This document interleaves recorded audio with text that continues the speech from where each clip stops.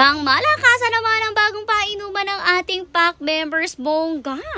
Hello pack members! Welcome back to Husky Pack TV! Ngayong araw, nakakabili na finally si Mother neto mga painuman para sa ating pack members. Ito nga nabili niya, napakaganda kasi stainless siya, tapos yung ilalim niya ay may rubber para hindi siya basta-basta talaga umiingay kapag nababagsak. At isa pa syempre hindi siya dumudulas. At mas may grip talaga, kaya naman kahit inuman to ng inuman ng pack members natin na hindi to basta iibo kapag umiinom sila. Ito nga, isa-isa na niyang hinugasan niyang lahat. At alam niyo ba talagang noon pa man, nakaplano na talaga napalta na yung painuman ng pack members natin. Dati kasi tinatali natin yung painuman nila kasi ang nagyayari talaga is nagkakayat sila dahil pag naapakan nila yung painuman nila sa sobrang likot nila ay talagang napupunta sa katawan nila yung basa. Pero ngayon talagang wala na tayong choice dahil kapag nakatali hindi naman siya basa-basa na uhugasan talaga dahil nga nakafix na siya. Kaya naman ito na lang yung naipili ni Mother na ipalit sa kanila ng painuman. At ayan, after mahugasan syempre pinunasan naman na yan ng clean cloth. Syempre para matanggal yung mga tubig-tubig dahil hindi naman natin pinainom talaga yung pack members natin. Ang mga tubig galing nga po mismo sa tap. Aba tinatapos nga ni Mother na punasan lahat ng yan, si Kuya Edmar niya naman tinatanggal na nga niya yung mga lumang painuman ng ating pack members dito sa loob ng mansion. Bali ganito nga itsura ng mga painuman nila, mga cups nga lang yan ganyan. At kita nyo medyo madumi pa nga talaga yung iba dahil pinupunasan lang din niya ng tissue kapag nauubusan ng laman para malinis. Di mo kasi talaga siya matatanggal para madala nga po at mahugasan. Kaya naman ngayon ito na lang yung ipinali. Nasa labas na rin nga pala mga meals natin ng mga oras na to. At ang nangyayari pagpapasok sila sa loob ay talagang diretso inom sila. At malapit na rin nga silang pumasok dahil tapos na rin talagang maglinis si Kuya Edmar nyo dito sa first floor. Tapos binatutoy na lang rin talaga yung mga rooms nila. Kaya naman sina Mother hinandaan na agad yung tubig na inumin nila. Siyempre gamit na kanilang bagong painuman para hindi naman yan matapon at hindi nila masanggi or maapakan ay sa gilid na nga lang yan inilagay, as in gilid na gilid talaga, hoping na hindi na maapakan at hindi matapon yung tubig. Ang pack member kasi natin tuwing pumapasok sila, alam nyo ba, sanay na talaga sila na dediretso sila sa tubig dahil syempre talagang uhaw na uhaw nga sila dahil nga naglaro-laro sila at nagpakapagod sa labas. Alam nyo naman sila, ubos energy talaga. Tapos yung mga pack members din nga pala natin guys na nagka-share sa loob ng mga rooms ay dalawang painuman rin nila. Kapag kasi isang painuman lang nilagay nyo dyan, ako automatic isang doggy lang ang uubos ng tubig na yun. Tapos kapag napasawara pa sila sa tubig, ay nako talagang maglalambot yung pupo. Anyways, ang tubig naman na binibigyan natin sa ating pack members, lagi po yung may Mondex or yung tinatawag natin na powder na dextrose. Para ma-make sure din nga natin na properly hydrated palagi ang ating pack members. Anyways, maya-maya pa, pinapasok na rin nga dito ang ating mga meals na talagang pandalas na sila dyan. Super excited na makainom. Pagpasok na ko, automatic lahat ng mga yan nakatungo kasi busy-busy nga sila sa pag-inom. Heto nga lang isa, tingnan nyo si Rex, natapon pa rin niya ang tubig niya. O, diba, nakakaloka talaga yung ganyang painuman.